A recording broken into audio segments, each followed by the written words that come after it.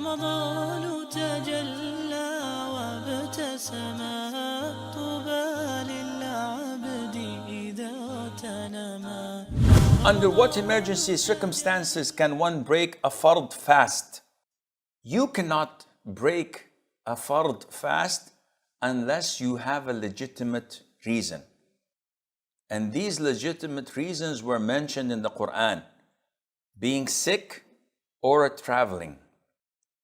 Other than that, you cannot break your fast unless it is something that is out of your control. Like what, Sheikh? Someone holding a gun to your head and say, eat. In this case, you're forced to. And eating, by the way, when forced, would not be something that nullifies your fasting. Huh? Are you serious? I said, yeah. If someone threatens you, either to kill you or to harm you or to cut you into pieces or to flog you, something that is harmful, Allah gives you the permission to eat out of force, being forced. You're compelled. So this is not your own choice. So you eat and eat until he's stopped and said, Khalas, okay, now I'm convinced that you're not fasting. And he leaves, continue fasting. What about the meal I just had? You did not have it out of your own choice. And this is why the things that nullify your fasting, they have to be done when you are knowledgeable, you are remembering, and you are choosing. So if you do something without knowledge, I never knew that a cappuccino could break your fast. I thought it was only food and water. Seriously? Wallahi, I'm a new revert. I did not know that.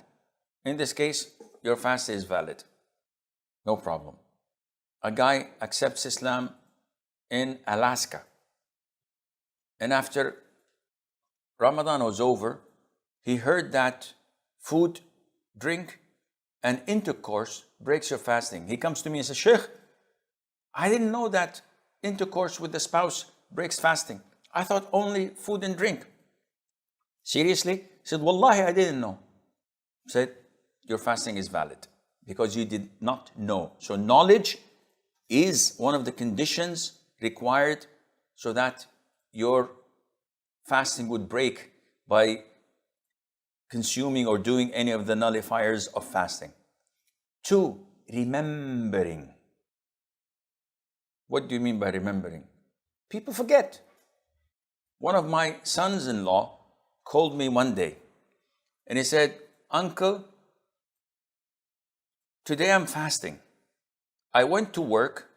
Before I went to work at 7 o'clock, I opened the fridge, made a sandwich, drank a glass of milk, and took an apple. And after I finished the apple, I said, I'm fasting. So I said, no problem. Your fasting is valid. The Prophet said, alayhi whoever forgets and eats or drinks while fasting, Allah has fed him and Allah has provided him with water. He should continue fasting. He says, Jazakallah khair, uncle.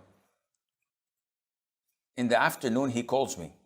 He said, I was at work and the boys at work went and bought Al-Baik, which is a very well-known brand of fried chicken in Saudi. So they said, come and eat. And I went and ate garlic and drank Pepsi.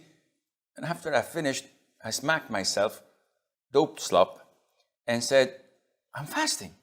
What should I do? Akhi, come on.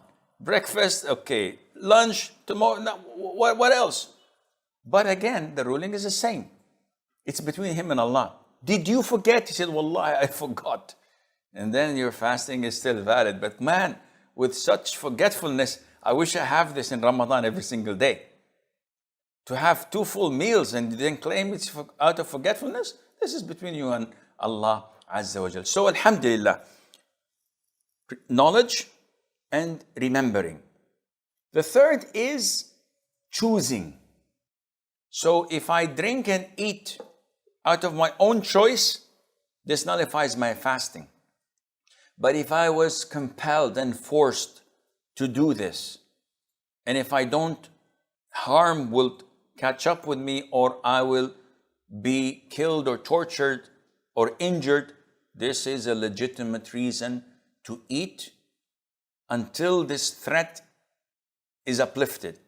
And then I have to refrain and continue my fasting. Likewise, may Allah protect all of us.